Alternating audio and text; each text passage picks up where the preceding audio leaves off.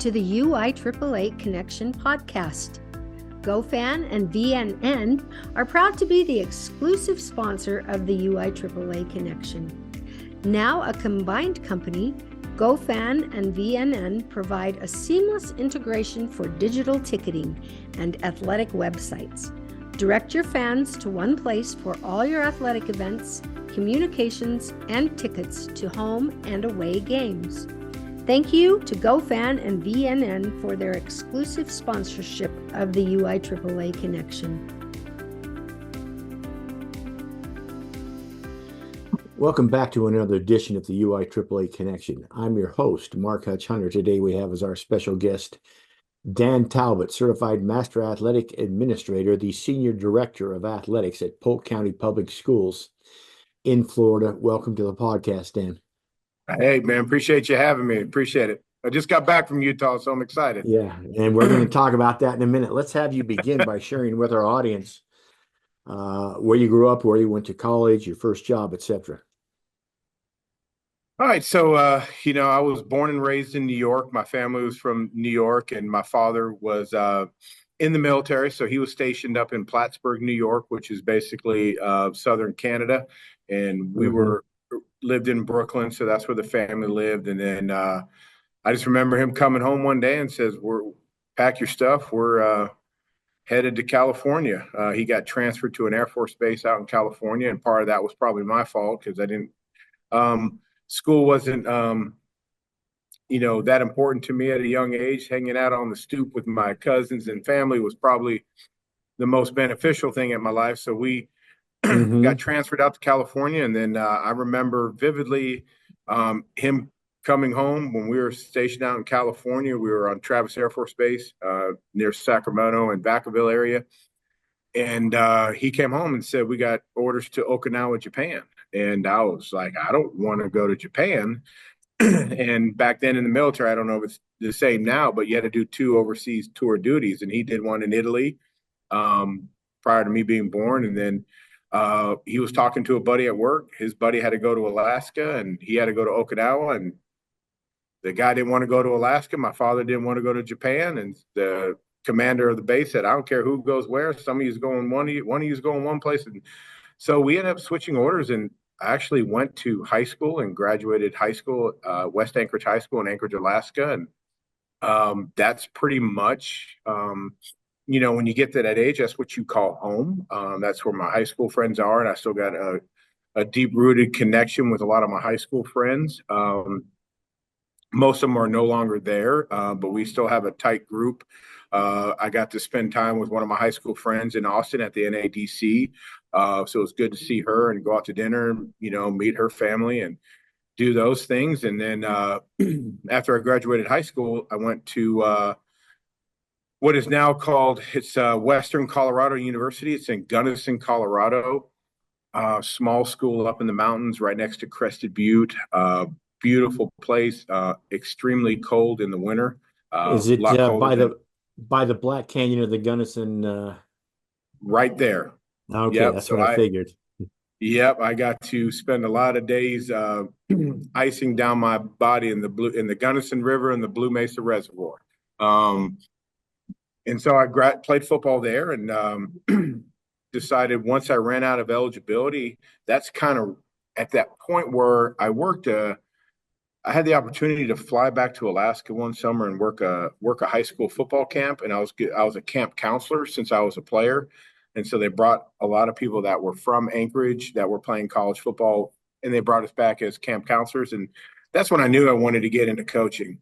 And I basically stayed an extra year at Gunnison to get my minor in education. And then I was planning on returning to Alaska and I had got it set up to where I was student teaching up there instead of in Colorado. They approved everything. And then all of a sudden, out of nowhere, I get a call from Southwest Texas State, which is no longer, I think it's Texas State now. And then Midwestern State University, which is in Wichita Falls, Texas. And this will kind of date me here for the former football coaches and ADs that are listening.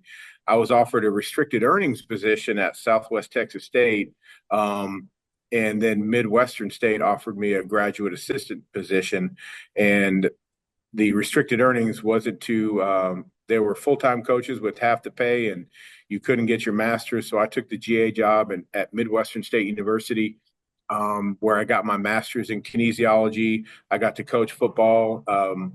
The Dallas Cowboys moved their training camp there. So I got to intern with the Dallas Cowboys, with the running backs on the offensive side of the ball during training camp. So, coaching, I was full-fledged into coaching, getting my master's. And anybody knows that GA, being a graduate assistant, isn't the most glorious job, because you have to do everything that no one else wants to do. But it built character. And then, well, let me my ask you high school, this. At yeah. the risk of offending all the people in Texas, is this back when the Cowboys were good? Yeah, I mean, it was Michael Irvin, Emmitt Smith, Troy Aikman. Yeah. Okay. The whole deal. And, you know, had a great time, learned a lot, and you see a lot of different things. You probably see things you shouldn't see, but they treated me great. I have no complaints. And, traveling to the preseason games and doing those things, it was an eye-opening experience, because when you're playing and you're young coach, you see the emotional side of the game. And then I got a really crash course into the business side of things, which was good to know and build relationships. But I had a great time there, and then was fortunate enough to do the same thing for 2 summers in a row, up in the CFL, in the Canadian Football League, with the Winnipeg Blue Bombers. Enjoyed that. Canada's a different game, but the people are unbelievable up there, and enjoyed my time in Winnipeg. And then my first real job outside of graduating college after I got my master's is I became the head assistant defensive coordinator at DeSoto County High School in Arcadia, Florida. And that was my first really taste of high school football. And I learned a lot in that short time that I was a defensive coordinator. I really found out at the high school level, it didn't matter all the football and knowledge I knew. If you couldn't relate it to kids, it didn't matter.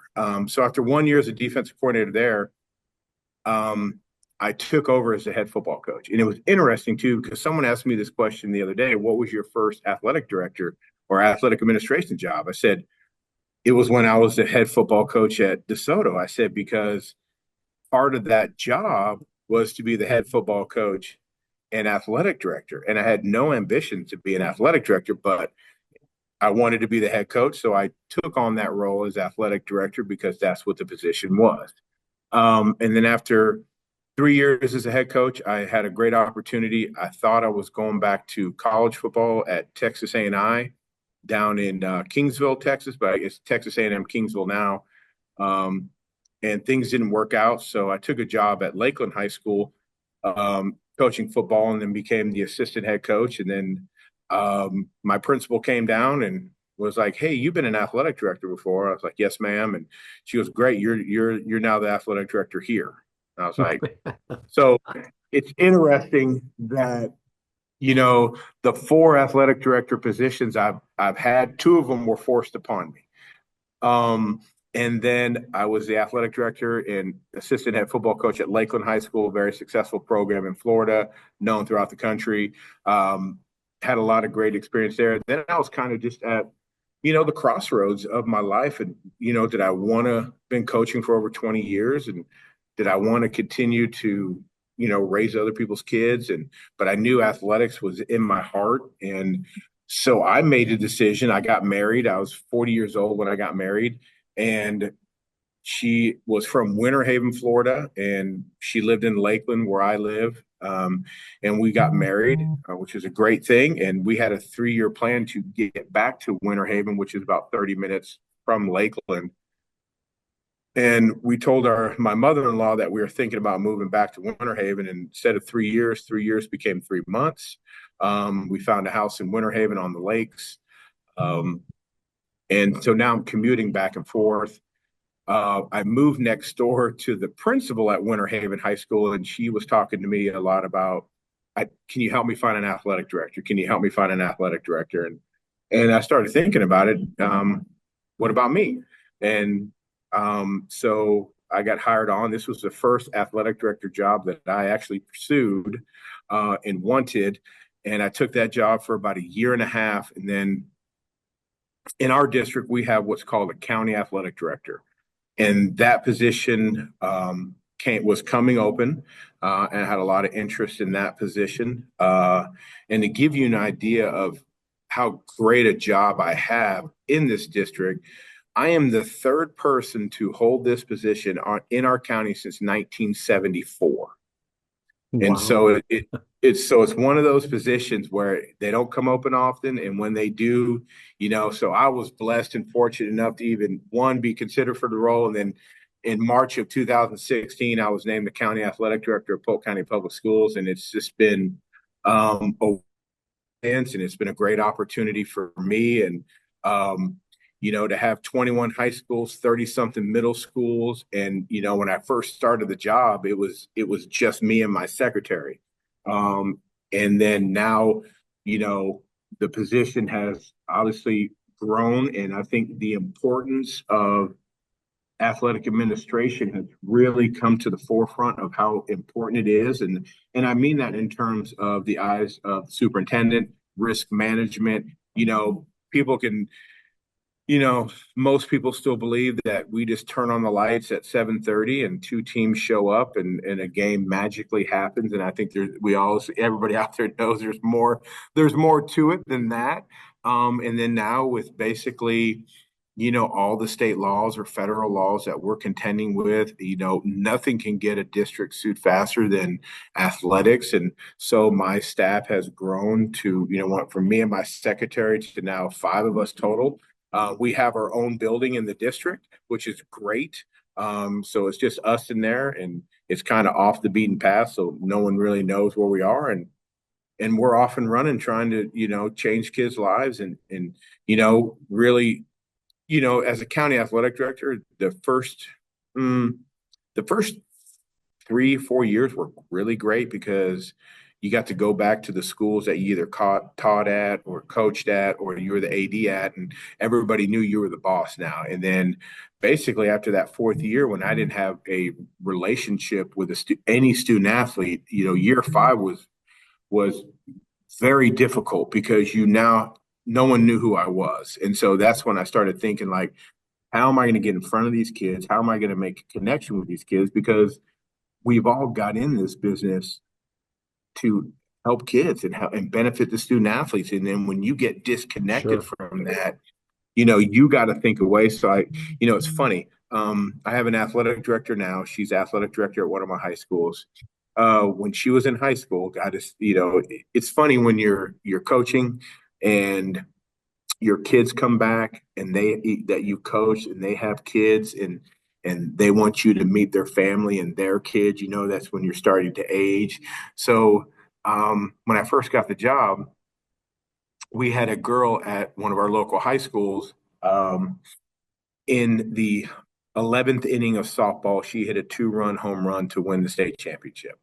And I took an idea from Peyton Manning. When you see those little letters from Peyton, Mm-hmm. but he used to. So I got these cards with our logo on it. It says "From the desk of Dan Talbot." So I just started sitting down, writing cards to kids. Hey, saw you in the newspaper, or I saw you play. you know, and actually, the first student athlete I wrote a card to, she is now an athletic director for me at one of the high schools. So it's one of those moments where you can build you never know, um, how something's going to impact someone's life, and you talk about that. And obviously when she whips out a card that you wrote 8 years ago, and now she's working for you, went off to school and got her degree and is in teaching. Mm. And especially, I've been fortunate and blessed where, like, I got to go to a football game 3 years ago, and the entire staff at that high school was all former players of mine. So I think, that natural progression from, coaching and then getting into athletic administration, and then you can make a difference no matter where you're at. I think it's just whether you want to or not. So I am fortunate enough where I have probably the greatest job in Florida. I love what I do. We have support from, the superintendent. We have support from the schools. We understand athletics isn't the most important thing in our county, but we understand a vital role that it plays to offer opportunities for student athletes. And so we accept that, and then we try to pour into it as much as we feasibly can. That's awesome. You talk about the note to former student 8 years later. You talk about the staff. Those are paydays that don't show up in your check, and Oh, unless you're in this business, you don't quite correct. understand.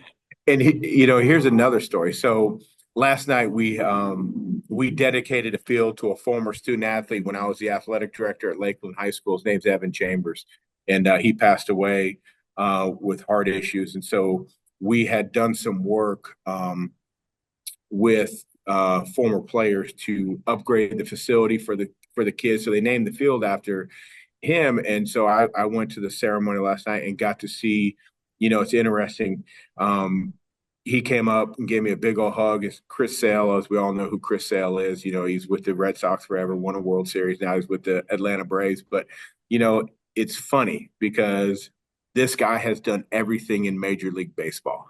And when he looks at me, he remembers when I was his ninth grade personal fitness teacher, and I made him write on a piece of paper the 25 goals or 50 goals he wanted to accomplish before he graduated high school. I told him, I don't care what it is. Just write 50 things you want to do. And on the back, write 50 things you want to die. And we sealed it up in an envelope, and I make sure I gave it back to him when they graduated. And it's funny because he goes, that truck was on that list, because he came back, the Braves trained in Florida. So he drove over for the ceremony to see him. But, it's being real. It's being who you are and making connections with people that I enjoy the most. I love learning from other athletic directors. I love, being around the kids, because that's in my position. You don't really, part of my job is letting kids know that they were ineligible because of missed paperwork, or you're dealing with the parent complaints like we always do. And, I don't get all the day-to-day parent complaints. I get the real unfortunate situations that obviously, like anything else, parents don't want to speak to anyone at the school. They want to go to the top to make them feel important as well. And we do our job to try to kick it down. But, I love what I do. I got a great bin, and just enjoy every day. That's awesome. You talked about your role as mentor to a score of athletes that have come up. So talk about some of the mentors you've had in your life that have made a difference to you. Oh, I would say I can't really go to the high school level. I wish I could. I just told the story this morning to the head coach, called all the seniors up, and I thought he was going to give us some kind of special tribute and thank us for, that year. But he called us up and told us all to get out of the locker room, and that was it. So, looking at my mentors, obviously my head college football coach, who passed away, his name's Duke Iverson. What an incredible man. Playing for him was special, and he treated you that way. And it was amazing that, you're just playing for the guy, and it was college football, but the relationship was built. He lived on the West Coast in Oregon, and he would call me in Florida. He didn't know time change that well, because I'd get the phone calls at 1 a.m. just to check in on me. But it was amazing. And I think the one person that really helped me in my coaching career, he was a position coach. I played offensive line, obviously, as you could tell for those watching. But he was one of the defensive coaches, and I couldn't stand him. I don't even know if he knows the story. I couldn't stand him as a coach. Could not stand him. But the moment I decided I wanted to be a coach, there was no bigger role model, mentor, person that introduced me to people and showed me the way. And, it was one of those situations, as we all know, when you make that transition from player to coach, you got a lot of people that still refer to you by your first name. He would not stand for that. He made sure they called me Coach Talbot and addressed the line. He didn't care what we did with, we were friends prior, what we did outside of the world of football. But when we were at the facility and we were at practice, I was going to be this. So Richard Sweeney's been a great friend of mine, still keeps in contact. He's retired. So, good for him. And then I can't say enough good things about, the other county athletic directors in Florida. I mean, when I took over the job, Tammy Talley in Duval County has been great. Obviously, Lannis Robinson, who's right next door to me, have been key instrumental people in my life to, guide the way. And that's from those two people. I have learned this, and I've kind of, put my own twist on it. When I was a football coach, and people would ask me, we were very successful at Lakeland. And they asked us, hey, what do you run on defense? And I was like, well, I was very hesitant to give them everything that we run because I was so competitive that I didn't want to see that person in 3 years in the playoffs and then beat me with what I gave them. So I would give you the recipe, but I wouldn't give you all the secret key ingredients. I would leave you hanging and Sure. just because of my competitive nature. But I learned that, athletic administrators, no matter whether you're over an entire county, whether you're the assistant principal and the athletic director of a school of 100, we all have the same problems, the same issues. So when anybody wants anything from me, I tell them, look, I'm sending you the Microsoft Word version so you can hopefully like what you see, put your name on it, and use it instantly if it helps you. And my only thing in return is if you somehow make it better, send it back to me. I won't send people the PDF version or a screenshot of something I've done.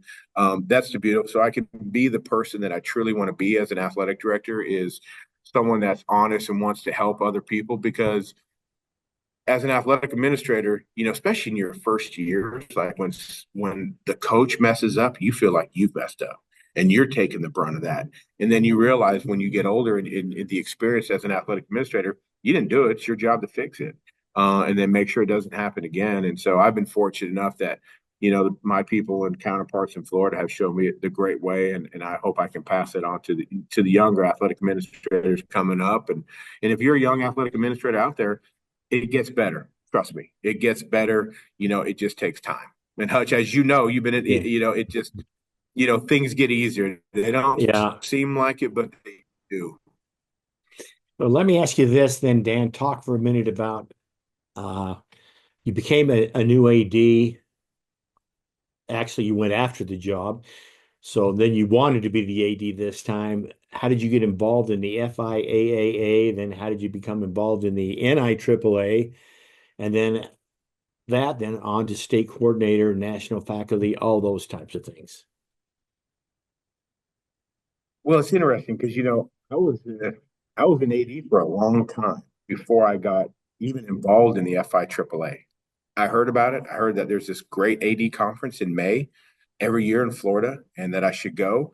But with doing the dual roles of being the athletic director and assistant head football coach, Florida is known for spring football, and May 1st has always been the day we start spring football in the state of Florida. And it's 20 practices, you get full pads, you get a game. It's almost a spring season. So I never had the opportunity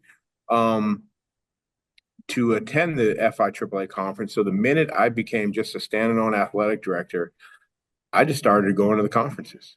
And I started, I love learning. I love reading. I love professional development. I think, if I can take one thing back from anywhere, I think it's a Mm-hmm. success if it makes my department better. And I just got to know people and I just started showing up and I just started being around. And then all of a sudden they approached me going, um, hey, we're thinking about creating a position for you on the board. Would you be interested? So they created an at-large position on the board for me, and I got into Mm-hmm. professional development. Jake Boncher took me under his wing. He was one of the state coordinators. He was on his way out, and was fortunate enough to. That was my first really involvement with the NIAAA. Was being a state coordinator. I went to Indianapolis in September, blind as a bat. Sure. Was was very shell shocked because like people are like, oh, you're going to Indianapolis. Oh, how fun. Yeah, you start Saturday at noon and you're in that room until Monday afternoon, and then you fly home and you're exchanging ideas. You actually, I mean, there's no fun to be had. There's not a lot of time. The time you do have, you want to go sleep and rest and meet people. So, and it's just meeting people and talking to them, and then and then I remember I heard something about the cohort, and then I was like, I love leadership, I love learning, so I signed up for the NIAAA leadership cohort. And when I do things, it's good and bad. Trust me. When I do things, I'm all in. I'm both feet in. So that it can be good and bad. Because I can get into things I probably shouldn't have. Like if I get into a bag of Doritos, it's on. I'm going both feet in. I'm getting after it. But I got into I did the leadership cohort. Then they asked me to be one of the mentors for the mentor cohort. They were just starting that up, and it was one of those things. Was just networking, being around. And I think that's where it all starts is showing your face and showing up and let people know you're committed to the cause and you're going to be around. And the main thing is too is what people don't realize is no one's going to turn down free help. So when I was at FI AAA and things needed to be done, I just stepped up and got them done. I just helped out. I didn't ask, could I help? No one turns down free help. So if you're a young athletic director, you got to stay, just start helping. There's things to be done. And if you want to get involved in, and obviously, our profession's big on trust and, reliability. And, you just got to prove that you're trustworthy, you're a hard worker, and you're not looking, you're not, we're not chasing awards and we're not chasing that. And, especially in my role as an athletic director, I don't want people to know what I do. And I don't want people to know if I did something for a high school. That I want the school-based athletic director to take, the accomplishment for that. And I don't need recognition. I'm intrinsically motivated. I can lay my head on a pillow, but I enjoy the NIAAA. I enjoy the FI AAA. I think they're great organizations, and I'm one of those few people in our state where I do have a lot of crossover with the Coaches Association. So currently, I'm the vice president of the Florida Athletic Coaches Association for Florida, and I take over the presidency at our next board meeting in July. And then immediately following our FI AAA conference, for the FI AAA, I'll move from vice president to president-elect, and I got to play in the conference next year. So I'm heavily involved in both organizations, and here's why. I think it's important to be involved as an athletic administrator because there's ever-changing things going on. And you have to realize as an athletic administrator that things are changing and you have to be ahead of the curve when things change because you're doing it for the student athletes. I never felt like I was getting involved for myself. It was really getting involved for the student athletes too, so I could make their experience better, have some influence, influence change if change needed to be, or just be in the know when things were going to change. So I could get that information to my athletic directors, they could get it to the coaches, and we could be better off. That was one of the main reasons before getting involved was to be involved, to know what's going on, to then provide that information so athletic directors weren't going in blind. Let me ask you a follow-up. Mm-hmm. So let's then talk about your recent trip to Utah, why you took the trip, and then I also want you to talk about the fact that obviously you'll explain this to everyone because you're the chair of a brand new course, and talk about how that all takes place. So this is a multifaceted question.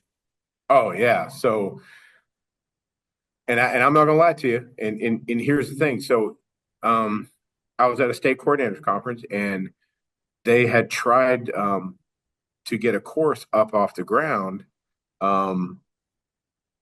leading the athletic department through tragedies. Right. It was started before me, and so.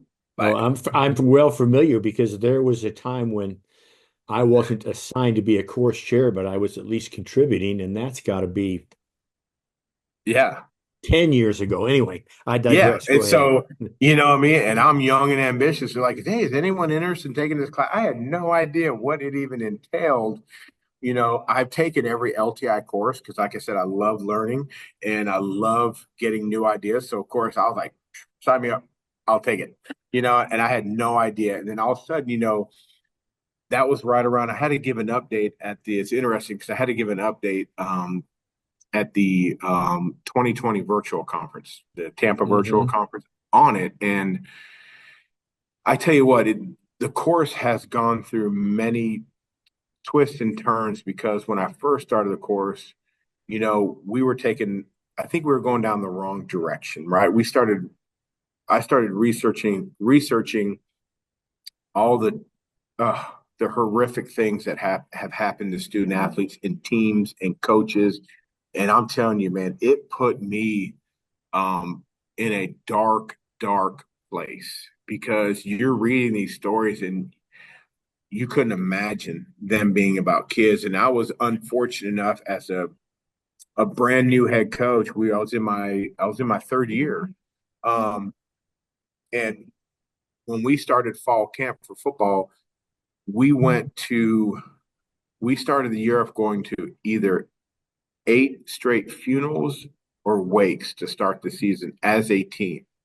We either Mm-hmm. had a a player die, a former player die, students die, and then that was just the start of our season. And then um, we had a coach whose mother was diagnosed with HIV. He coached the oldest brother coached for me, the younger brothers played for me. And then I had a coach on staff whose mother died, and then 2 weeks later his father died, and then 2 weeks later my father was diagnosed with cancer, and 2 weeks later, during my final regular season game ever as the head coach, my father passed away. And I was 28 years old, you know. And I'll tell you this, they should have never hired me. I didn't know what I was doing. You know, I was one of those people where I chased the dream of I want to be a head coach. I want to be a head coach. But the minute I became a head coach, I never thought 3 minutes past me becoming the head coach of what I was going to do when I was a head coach. I just wanted to be a head coach, and I wasn't prepared. And then when you go through tragedies like that, it was just, you know, there's no right or wrong answer. And so when I took on that course and then started reading about all these things, and it really took me back to my time as a 27, 28-year-old head coach dealing with these things. And, you know, we were one school county. We didn't have all the resources that some of these people have today. And mental health wasn't even on the radar, you know, in the late 90s and early 2000s. And so I started thinking about time. And so the course just, you know, was very slow moving. And then NIAAA finally was like, hey, you got to pick it up or don't do it. And so you know, late last year we formed a new team, and I knew Nate Larson from Nebraska being a state Sure. coordinator, and I knew Rob from being a state coordinator as well from Hawaii. Just meeting with them in Indianapolis once a year, and then um, had an opportunity to, you know, Scott Nordy came on the team, Lisa Gingras came on the team, and we hammered this thing out. And so we have the new LTI 718 course, which leading through tragedies, which we debuted this year in Austin. We had about 60, 70 people in there. We got good reviews and good marks. And then, you know, obviously I've been fortunate enough, and our author team has been fortunate enough where we're getting to in that first year of the new course is that at least one of the authors um, has to be there within the first year.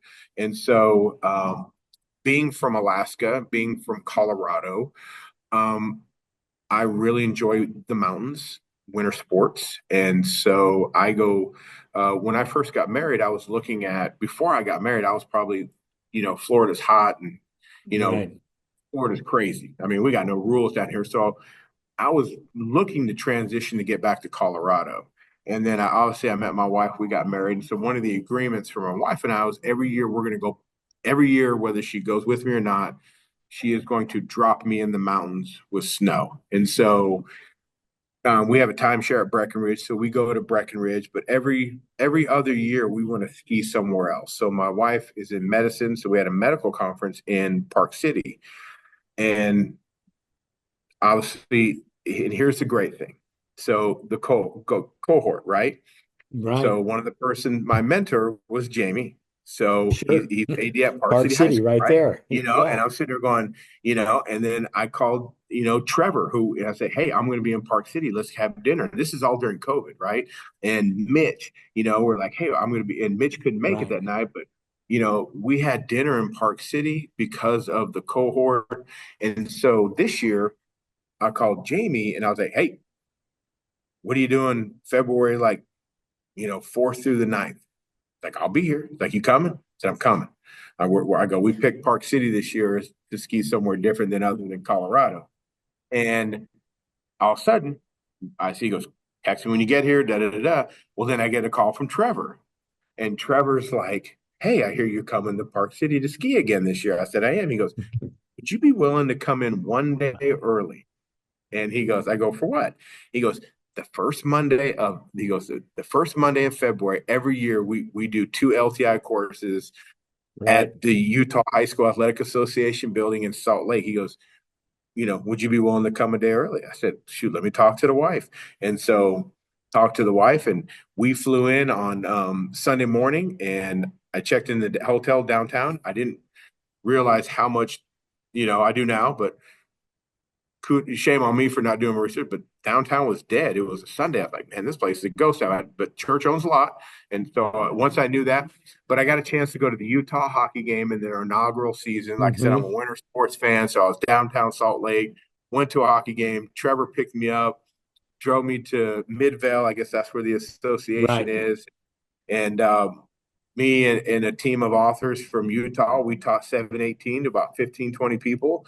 And I just couldn't get over the location of the Utah Athletic Association because I took a picture of like the sign and then turned my phone to the right and then the snow-capped mountains. And I'm like, Right.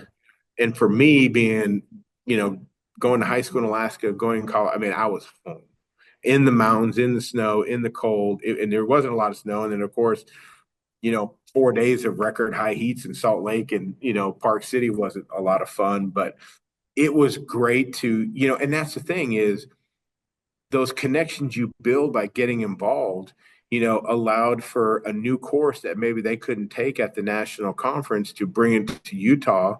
And I didn't, they asked me, somebody, oh, I won't take any money to teach. Like they gave me some Utah gear. I should have wore it today.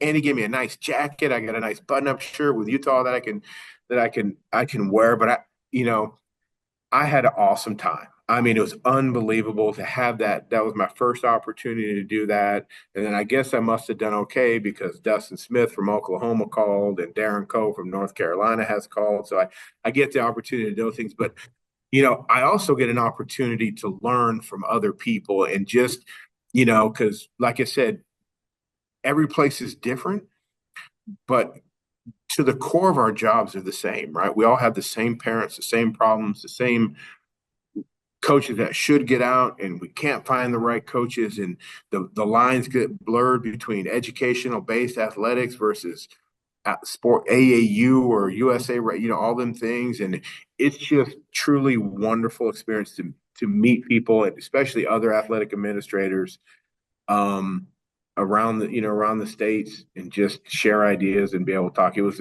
truly an honor for me to do that. And like I said, and I got to go skiing, which I love. I got to see the Utah hockey team, which I love, and met some new athletic directors in Utah, which was awesome. So going there was unbelievable experience for me. I know they didn't get more out of it than what I got out of it. Hopefully they got something out of it.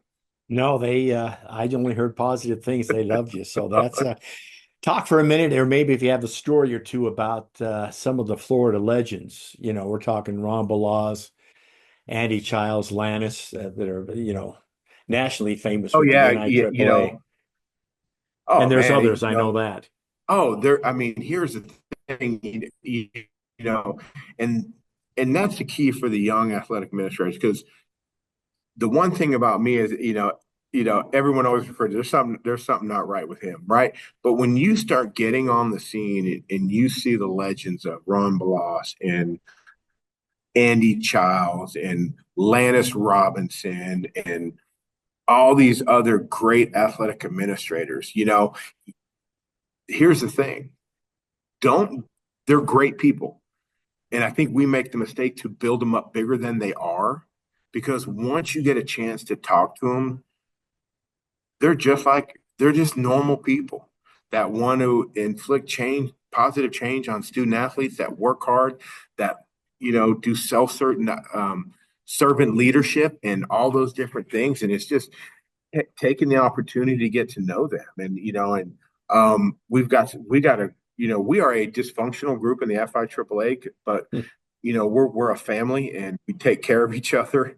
I mean, we're still arguing. So I know for you lapel pin collectors out there, I love them too, and I can promise you at the Tampa conference we will unveil and have our brand new Florida lapel pins.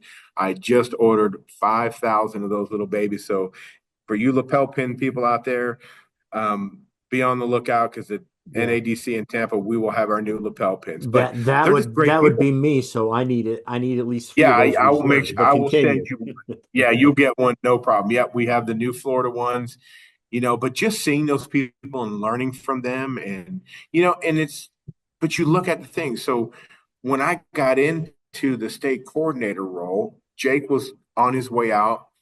Right. But Lannis is a big professional development person, just like I am. So Lannis has taken me under his wing.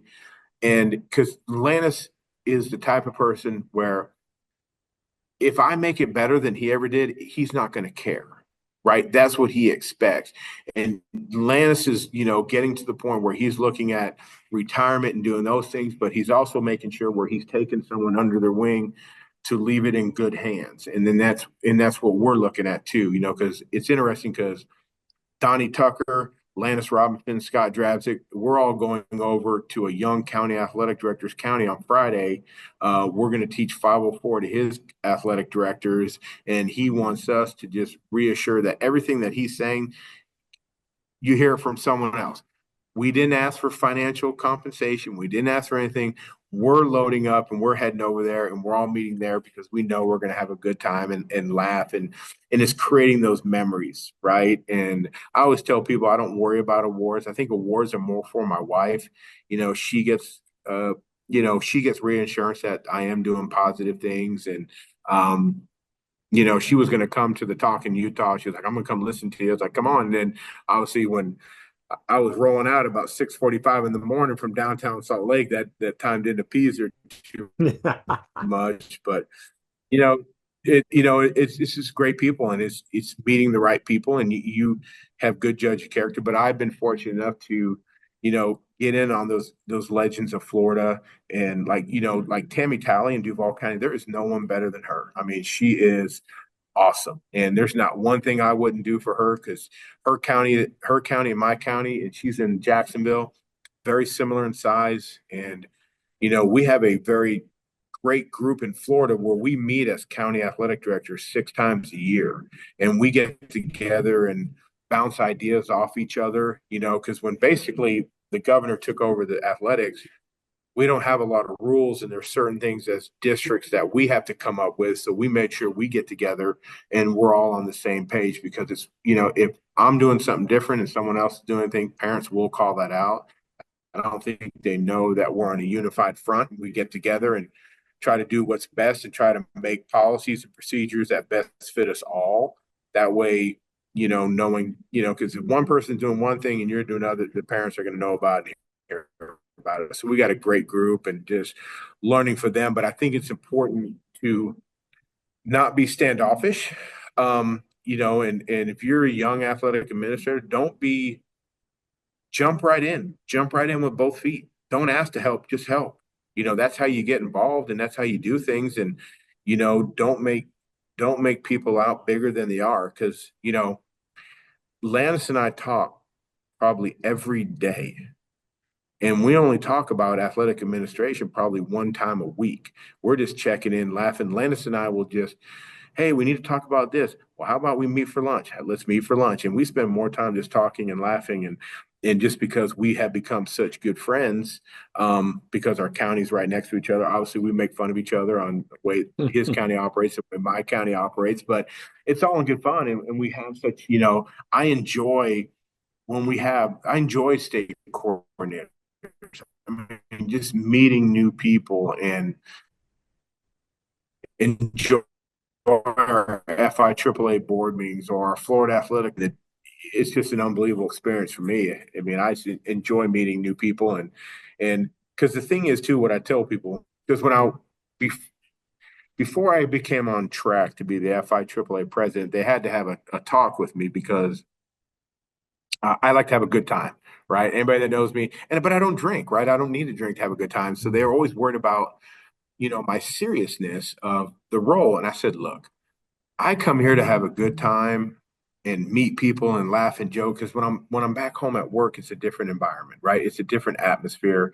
I got to be more, on top of my game and tuned to what's going on, policies and procedures, whether it's state or local or all those different things. And said so I get involved to have a good time. But I told him, I said I can be serious when I need to be serious, and when that time comes, I'll be serious. But I just enjoy getting together and having a good time with other athletic administrators because it's one of those deals where a simple question is like, hey, how do you do this? And just hearing other people's ideas. And we all know this, most districts don't want to do anything. They ask this one question. Is anybody else doing that? No one wants to be the first anymore. So, but yeah, so I'm fortunate enough with the Legends of Florida to, meet some of them and then earn their respect and be friends with them. Great insight. Thank you so much for sharing. We'll finish with this question. Dan, what question should I have asked you that I failed to ask you? Oh, I think it's the one thing that you email, my biggest mistake. Okay, and what And would that be then? here it is. I mean, I tell this. So I got two of them really, right? And I'm gonna tell. So when I became the athletic director at Lakeland High School, I became the athletic director, but I was always there, right? I was, what they would call me, you know, I, I was the which so when I took over as athletic director, I had all these prior relationships with coaches and everybody, and I got it somewhere twisted in my mind that I don't need to worry about them. All these other community coaches and these off-campus coaches, I don't have a relationship. I need to attack them, get them on board with my mission and vision, build a relationship with them. Those coaches were fine. I spent more time bailing out my buddies out of trouble and keeping them out of trouble because them sorry rascals were, trying to, use our personal relationship to bail them out. But I will say this: my biggest regret, and I don't, and the thing is, at the time it was a regret, if this makes sense. But now it's one of the reasons why I am the way I am today. So I don't know. At the time, it was probably a regret, and over time, it was a regret. And I think it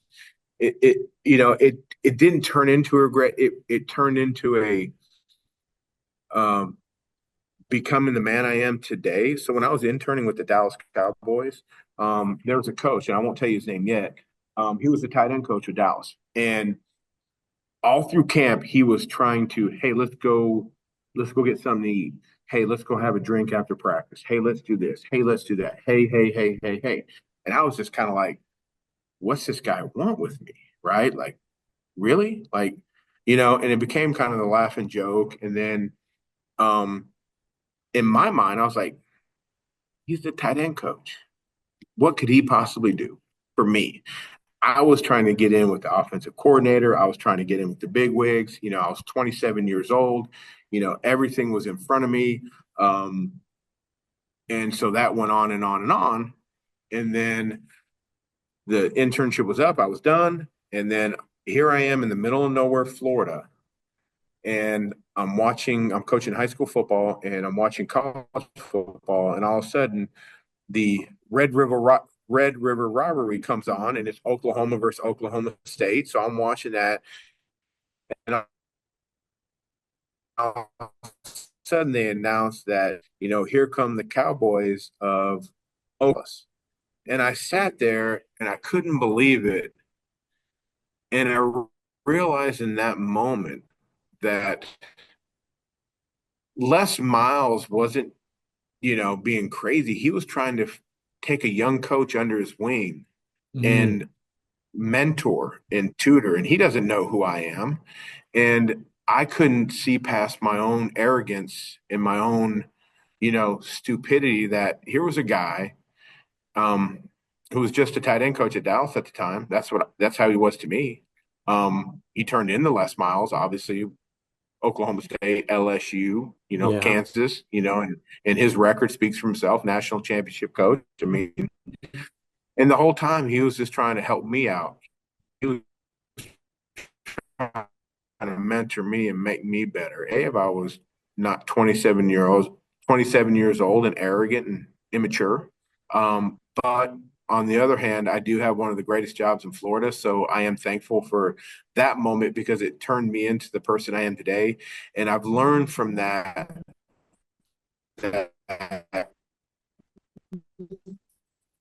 I don't care who you are, station here at Polk County Public School, if you're the lunchroom lady at our place or you're the custodian at a school, you are going to get, if you want my time, you're going to get my time and you're going to get my utmost attention when you have my time. And when I'm talking to you, you're going to be the most important person in the world and in that room at that time because you deserve that. I don't get into what role you are or get into how you can help me. And so I just treat people that they're like the most important person in the world when they have my time. I'm not on my phone when I'm with people. I put my phone away. I try not to look. I don't sit behind the computer so I get distracted by emails. That person deserves my full attention no matter what role they play.